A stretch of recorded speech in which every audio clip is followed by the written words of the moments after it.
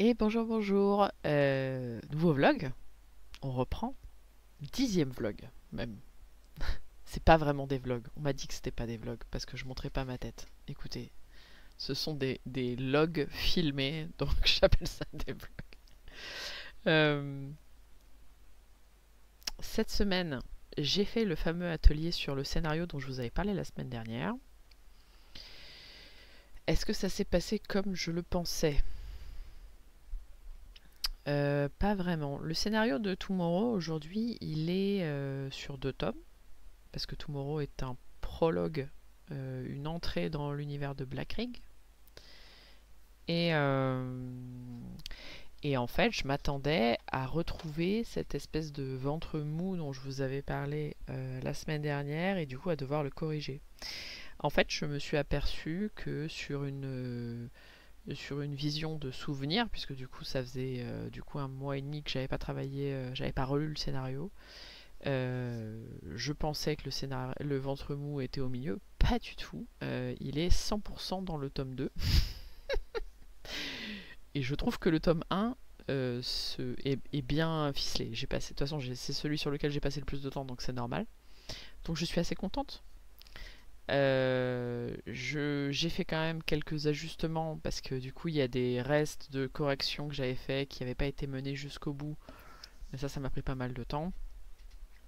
Mais le plus évident est fait. Je pense, je veux pas trop y retoucher pour le moment. Et du coup j'ai laissé en stand-by le tome 2 parce que je sais que j'ai l'habitude de corriger et de changer des éléments quand je fais le storyboard. Parce que du coup, il y a des choses que je ressens différemment en mettant en case. Euh, Ça, c'est vraiment un truc qui est spécifique à la bande dessinée et qu'il n'y a pas quand on fait, je pense, à un bouquin. Parce que quand on fait un bouquin, on a ce qu'on écrit, c'est ce qu'on va voir. C'est ce qu'on va transmettre au lecteur. Quand on écrit en bande dessinée le découpage, c'est pas ce qu'on va transmettre au lecteur. Il y a toute une partie qui à ce moment-là est pas visible. C'est toute la partie dessin et découpage qui sont des éléments extrêmement puissants de narration. Parce que du coup, bah, je peux montrer des choses dont je ne parle pas dans le découpage parce que ce sont des choses annexes, mais qui ont un intérêt pour l'histoire. Et le découpage aussi donne souvent un ton très différent à l'histoire. Donc c'est intéressant parce que le fait qu'il se soit passé autant de choses ces derniers temps et que je revienne avec un œil neuf sur ce tome 1, je m'attendais pas à ça. En plus, vraiment, la semaine dernière, quand je vous en ai parlé, euh, c'était d'après des notes que j'avais prises. Enfin, j'avais vraiment une note dans mon carnet pour le futur mois, qui du coup est le mois d'aujourd'hui, qui était voilà les scènes qui me chatouillent, A, B, C, D, E. Euh, et au final, il n'y a que la scène A qui est dans le tome 1. Et la scène A, en fait, c'est même pas une question de est-ce que cette scène est utile parce elle est primordiale, mais en fait, le contexte dans lequel elle se passe n'est pas naturel à ce moment-là de l'histoire. Donc en fait, c'est juste voilà, ajuster ça. Donc c'était assez intéressant parce que je me souviens qu'à l'époque, ça m'avait préoccupé. Je m'étais dit bon, alors du coup, est-ce que je fais bien? Est-ce qu'il faut pas que je revoie plein de choses et tout ça? Et au final, je pense qu'il faut que je me dise que de toute façon, la façon la plus naturelle pour moi de composer la BD, c'est de faire le storyboard, puisque c'est de toute façon ma partie préférée. Euh, et du coup, bah, à partir de ce moment-là, le storyboard étant à peu près à 50%, je pense que j'ai fait la moitié du premier tome en storyboard. Et, euh, et du coup, c'est assez intéressant parce que il y a déjà des choses qui ont bougé dans le storyboard par rapport au déroulé de séquence.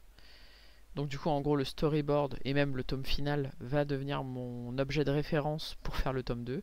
Mais je n'ai pas envie de toucher le tome 2 tant que je n'ai pas, entre guillemets, fait tout le storyboard du tome 1. parce que je pense que pour l'instant, écrire et réécrire, ça risque juste de me faire perdre du temps et de m'envoyer sur des fausses pistes. Euh, voilà, je vois pas trop l'intérêt. Et comme en plus c'est pas mon expression première, c'est pas évident pour moi ces histoires de d'écriture. Même si j'aime beaucoup écrire, c'est pas le sujet, mais c'est pas ma façon de m'exprimer naturelle. Moi, je fais des cases. Vous verriez, vous verriez les carnets et carnets de storyboard que je fais, que ce soit pour Ligaré ou pour Tomorrow. Bon, clairement, l'écriture, c'est bien, mais ça, voilà, c'est pas mon. J'y viendrai, je pense, hein, et j'y pense beaucoup, mais c'est clairement pas ma came naturelle. Voilà. Donc c'est super intéressant. Je pense que il y a du coup ce travail-là sur le deuxième tome qui sera à faire. Mais du coup, ce que j'ai fait, au lieu de me préoccuper de ça, euh, je préfère me faire une liste avec les éléments, tout comme j'avais fait dans le passé pour le mois d'aujourd'hui. Je préfère me faire une liste des choses qui me gênent et dans quelques mois voir si c'est des choses que je dois régler ou non. Parce que de toute façon, le tome 2 pour l'instant n'est pas. Il est même pas. Voilà, on n'y est pas.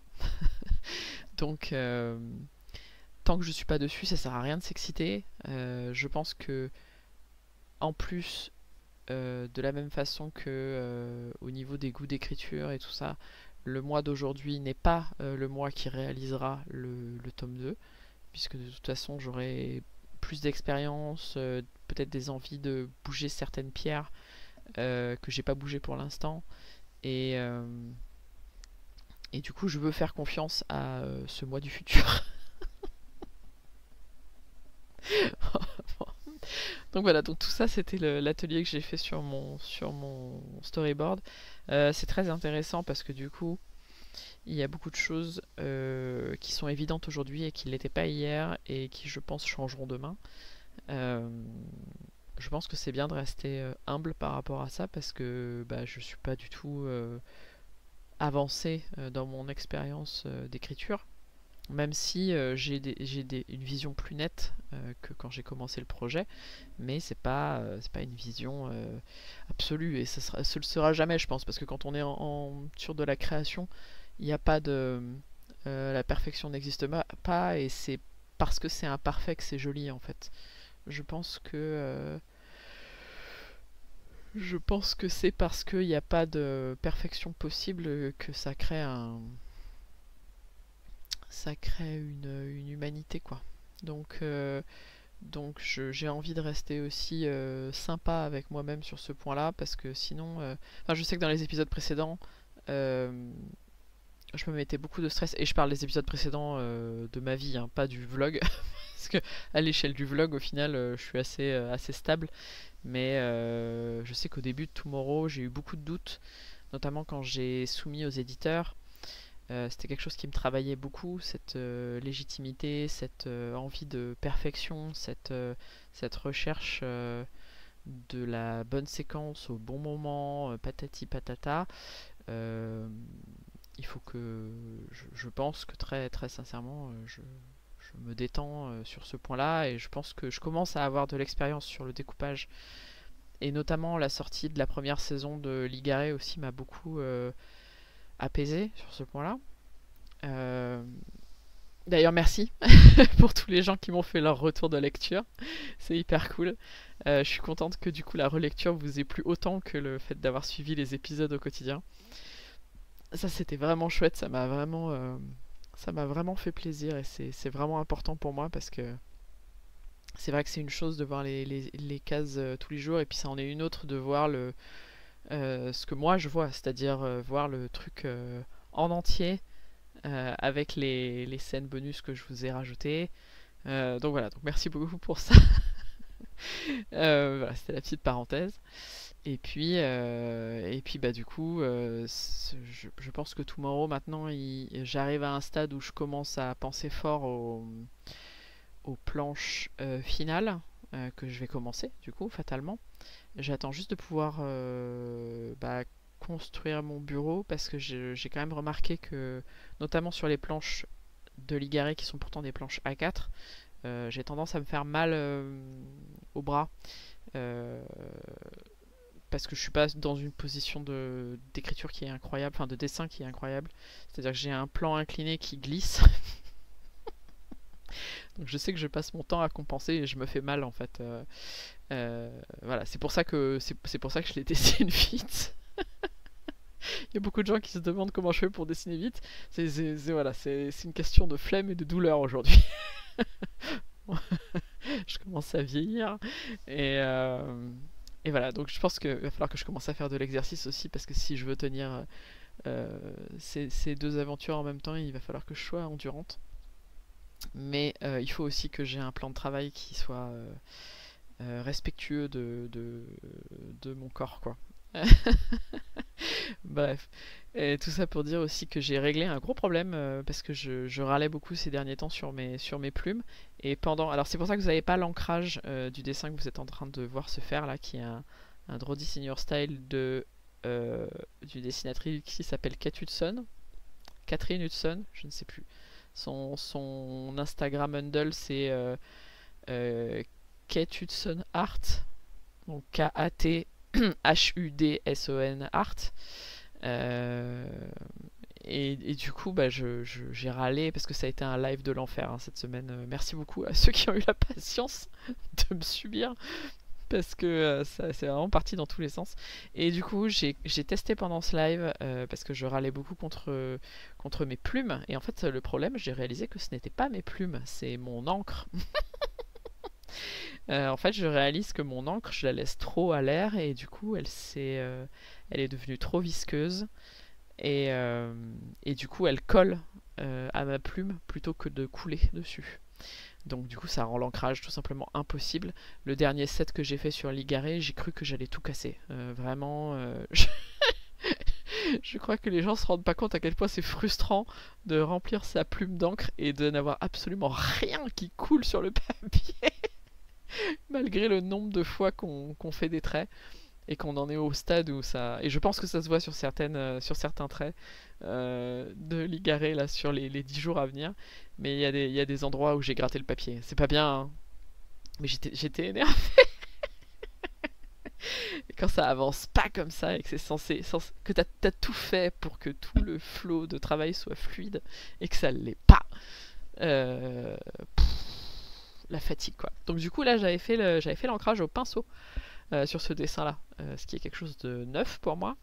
Donc je pense que si jamais le problème d'encre persiste, il est très probable pour ma propre sérénité mentale que je fasse l'ancrage. Alors avec quelques tests, mais que je fasse l'ancrage de Tomorrow au pinceau. Parce que waouh, euh, qu'est-ce que c'est épuisant d'avoir un outil qui marche pas après toutes ces recherches. Mais je pense que c'est vraiment une histoire d'encre. Du coup là j'ai testé, il faut que je fasse quelques nouveaux tests encore, parce que j'ai pas tout, hein. Mais j'ai rajouté un poil d'eau. Parce qu'en fait, ce que j'avais fait pendant l'ancrage avec les pinceaux, c'est que j'avais testé dans une coupelle de mettre un tout petit peu d'eau dans l'encre, avec l'encre. Parce que le but du jeu, c'est qu'elle garde quand même cette viscosité qui fait qu'elle est waterproof.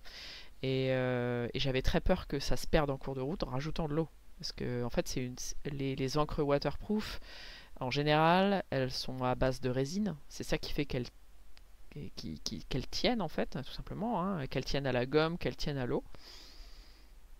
Mais du coup, rajouter de l'eau dans une encre comme ça, c'est hyper périlleux parce que ça peut briser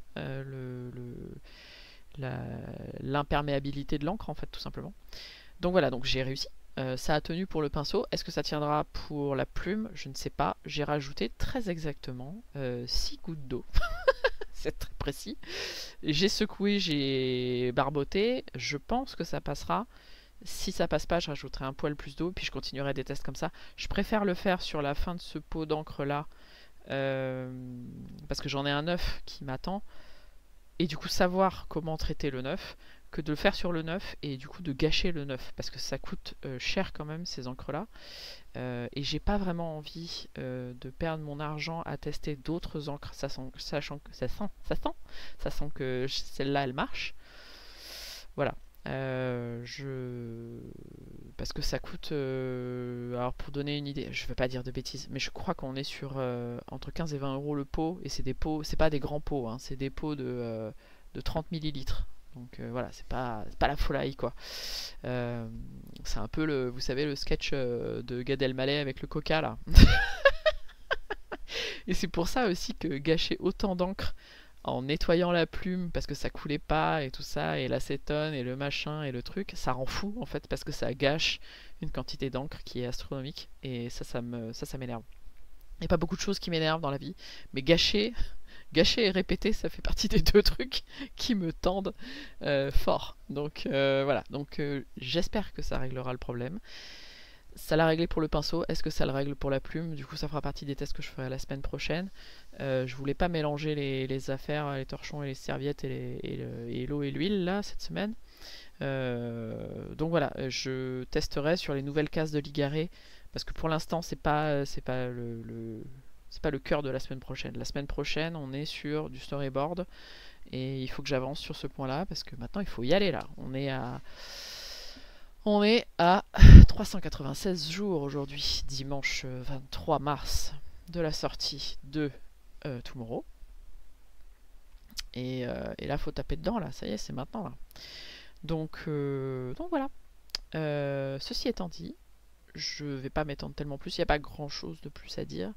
Je vous souhaite un excellent dimanche, merci de m'avoir écouté.